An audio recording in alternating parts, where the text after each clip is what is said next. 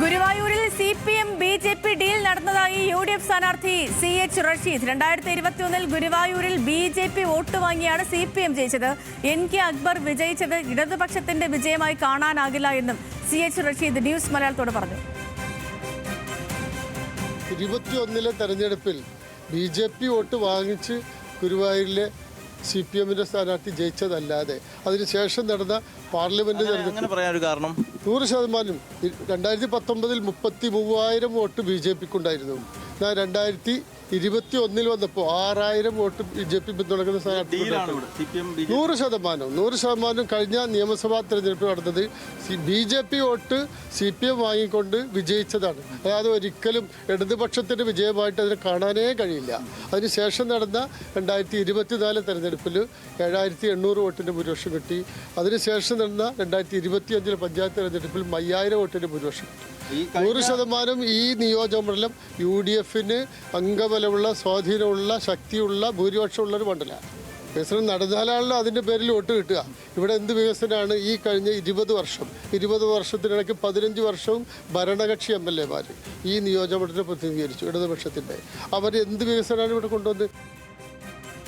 Levin K Vijayan വിവരങ്ങളുമായി ചേരുന്നുണ്ട്. Levin, good morning. ഇപ്പം വിവാദങ്ങൾ കൊണ്ട് നിറഞ്ഞിരിക്കുകയാണ് ഗുരുവായൂർ എന്ന് പറയാം. കാരണം BJP സ്ഥാനാർത്ഥി ഉന്നയിച്ച വിവാദങ്ങൾ, ആരോപണങ്ങൾ അത് ഇപ്പോഴും സജീവ ചർച്ചയാണ്. ഒപ്പം തന്നെ അദ്ദേഹം ആ നിലപാടിൽ മാറ്റമൊന്നും വരുത്താതെ നിൽക്കുന്നുണ്ട്. അതിനിടയ്ക്കാണ് അവിടുത്തെ UDF സ്ഥാനാർത്ഥി തന്നെ പ്രതിപക്ഷ നേതാവ് VD സതീശൻ തുടങ്ങി വെച്ച ഡീൽ ആരോപണം അതിനെ ഏറ്റെടുത്തിരിക്കുന്നത്. എങ്ങനെയാണ് ചർച്ചകൾ, ലെവിൻ?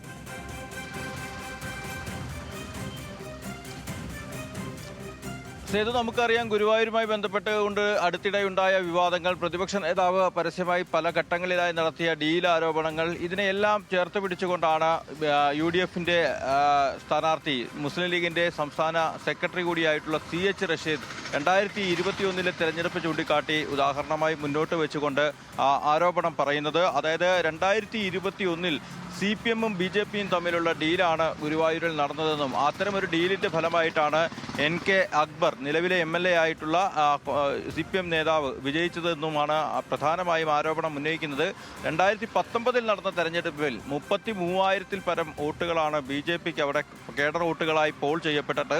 പക്ഷേ 2021 എത്തുമ്പോൾ BJPയുടെ സ്ഥാനാർത്ഥിയായിരുന്ന നിവേദിത സുബ്രഹ്മണ്യൻ, നിലവിലെ നോർത്ത് ജില്ലാ പ്രസിഡന്റ്, അന്ന് മത്സരിക്കാൻ ശ്രമിച്ചിരുന്നെങ്കിലും അവരുടെ നോമിനേഷൻ തള്ളിപ്പോവുകയും ആ സ്ഥാനാർത്ഥിക്ക് മത്സരിക്കാൻ കഴിയാതിരിക്കുകയും വന്നു. അതിനുശേഷം ദിലീപ് നായർ എന്ന് പറയുന്ന ഒരു സ്വതന്ത്ര സ്ഥാനാർത്ഥിയെ NDA സ്ഥാനാർത്ഥിയായി പിന്തുണയ്ക്കുകയും BJP പിന്തുണ നൽകുകയും അയാൾക്ക് വേണ്ടി വർക്ക് ചെയ്യുകയും ഒക്കെ ചെയ്തിരുന്നു. പക്ഷേ അദ്ദേഹത്തിന് ലഭിച്ചത് 6,000 പരം വോട്ടുകൾ മാത്രമാണ്.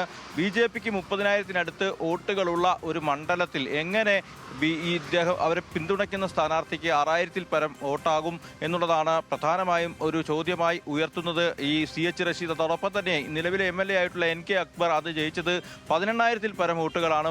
BJPയുടെ മുഴുവൻ വോട്ടുകളും CPMന് അനുകൂലമായി പോൾ ചെയ്യപ്പെടുകയും അങ്ങനെയാണ് ഗുരുവായൂരിൽ NK അക്ബറും CPMും ജയിക്കുന്നത് എന്നുള്ളതാണ് പ്രധാനപ്പെട്ട ആരോപണമായി CH റഷീദ് ഉന്നയിക്കുന്നത്.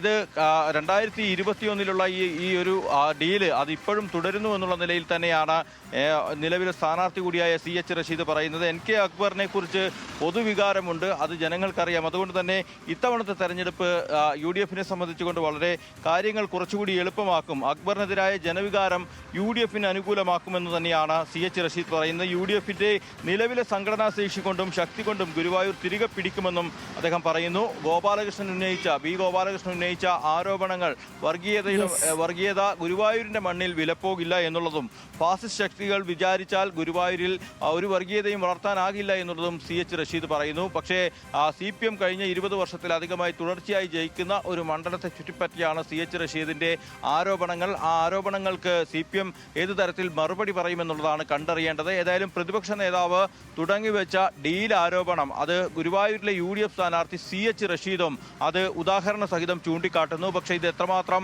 ആ ആരോപണത്തിന് മറുപടി പറയാൻ CPMും NK അക്ബർ അടക്കമുള്ള സ്ഥാനാർത്ഥികളും തയ്യാറാകുമെന്നുള്ള കാര്യമാണ് കണ്ടറിയേണ്ടത്. ഏതായാലും അതിശക്തമായ പോരാട്ടമാണ് ഗോപാലകൃഷ്ണന്റെ വിവാദങ്ങളും ഈ നേതാക്കളുടെയൊക്കെ പ്രതികരണങ്ങളും വിവാദങ്ങളും ഒക്കെയും കൊണ്ട് വലിയ ശ്രദ്ധ നേടുന്നത്, അല്ലെങ്കിൽ വലിയ പോരാട്ടം നടക്കുമെന്ന് ഇപ്പോഴേ ഉറപ്പിക്കാൻ പറ്റുന്ന ഒരു സ്ഥലം കൂടിയായി മാറുന്നുണ്ട്, ഒരു മണ്ഡലം കൂടിയായി മാറുന്നുണ്ട് ഗുരുവായൂർ, അല്ലേ?